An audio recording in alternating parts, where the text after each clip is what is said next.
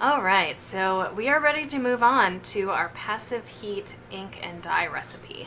This is pretty simple and actually really exciting that you'll be able to use everyday materials in order to make color happen on both paper and on fabric, or one or the other. So I've already gotten started a little bit. I wanted to show you guys how the tea already starts working. So if you guys drink tea, then you know that it brews, and it usually brews in boiling water, and so the color, which is the tea itself, starts to happen pretty much immediately. So in this jar, I've actually put two new chai, which is black tea bags, in some water, and it's been about an hour, and I'm already getting this really lovely color. When the color is wet, so when it's in the jar or in the pot, it's going to be darker than what it will look like on paper or on fabric. So before I do anything else, let me take my paper. I'm going to dip my brush in here, and I'm just going to, after an hour, very little color actually starts transferring, but there is a little bit of color on there, which is probably hard to see because it glistens in the video camera and the lights, but there's a little tiny bit of color. One thing that you should be aware of too is that often natural dyes and inks darken once they hit oxygen, so it could be up to 24 hours before you see the final color. But I'm going to just make the call, it's not dark enough yet. So it's only been an hour. I'm not expecting it to be dark enough yet.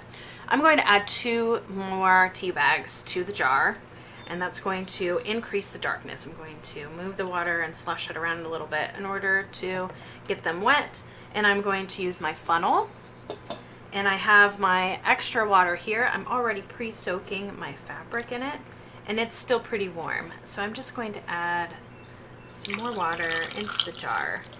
And in terms of how much water you want to use, the key really is to make sure you use enough water that will cover whatever it is you want to dye.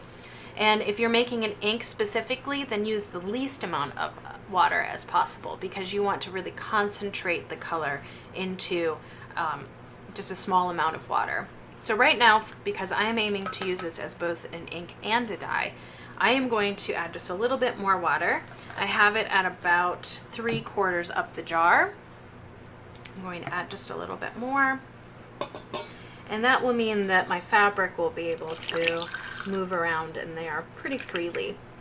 If you want a fabric piece that is just a solid, smooth color, you're going to want to add more water because you want the fabric to move around in there and swish around. If you want a little tie-dye or a little bit of, some design on there, then you can also just really squish it into your jar and not worry about the fabric kind of touching itself. All of these little wrinkles are going to create a little bit of what's called a resist. So it'll be a little bit lighter color or even maintain the white. If you want to have a more smooth color, make sure you open up your fabric and really put it into your jar. And we're just going to add it right in on top of the tea bags. And just open it up and put it in there. And then every once in a while, give the jar a shake or a stir. And that way you can smooth out the color more. So already you can see that there's a little bit of like a pale cream yellow that's happening. So the dye is already working. Since this is tea, I'm just putting my bare hand right in there. That is completely safe. No worries, you're not going to dye your skin. But I want to put that in there. Make sure that it's pretty submerged. Ooh, almost leaked it out. Put the cap back on. Make sure it's tight. And I'm going to put black tea. And today is 7/1/2020. And then what I'm going to do is I am going to put this outside on my back porch, and I'm going to leave it for at least 24 hours. And so you'll be able to, in the next video about passive heat, be able to see how that turned out. You can also put this in a sunny window, somewhere warm in your house. So if you really don't have a lot of sun, but you have like a warm corner near a radiator, this will be great. So you'll be able to just make sure that you put it somewhere where it could get warm. The passive heat will draw out the color. And so that right now is why it's passive. It's going to work without me doing any kind of activity to it at all. And so we'll unveil what that looks like in a little bit. But I wanted to also share in this video how you can make an ink out of here. So I just made something that will dye fabric, but this is actually an ink that I made. And this is avocado, not tea, but it will show you a little bit about how the next steps of going from here and getting the color that you want to achieve to making an ink. So right now I have had this avocado, so I did the same kind of process, and I also did add some iron to it. And so it really darkened this color. Let me show you what the color is even right now before anything else gets added.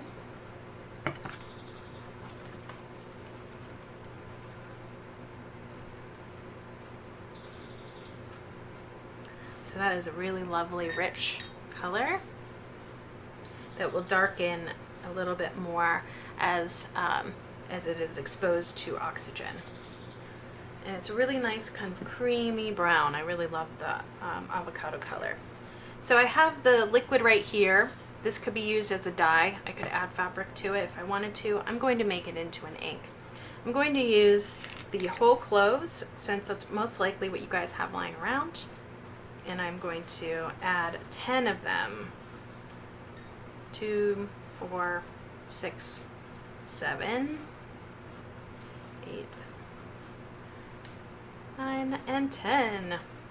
And so that will act as a preservative, so this ink will last a lot longer. I'm also going to add some gum arabic. And so I have it open. You kind of see it's a little viscous. It's a little thick.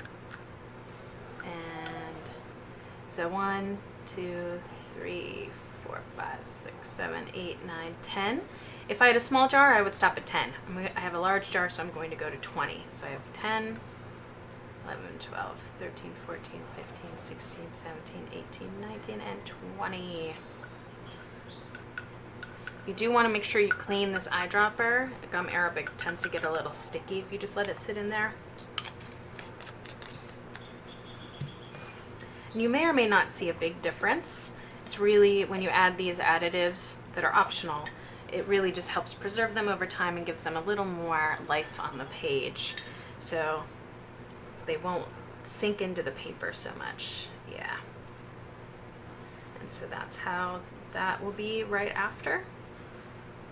And I'll be able to use this for probably about 3 months, 2 to 3 months. You can also use it or store it in your refrigerator. So when you make it, you want it to be hot, but when you store it, you want it to be cool or cold. That will also give it more life. But I often just store my inks on a shelf in my studio, and they'll last still, depending on the exact material, but avocado lasts a pretty long time. It'll last about 3 months, even if you just have it a cool spot in a room somewhere. So that's how you can create a, prepare your passive heat for fabric dyeing in a jar. I'm going to put this outside.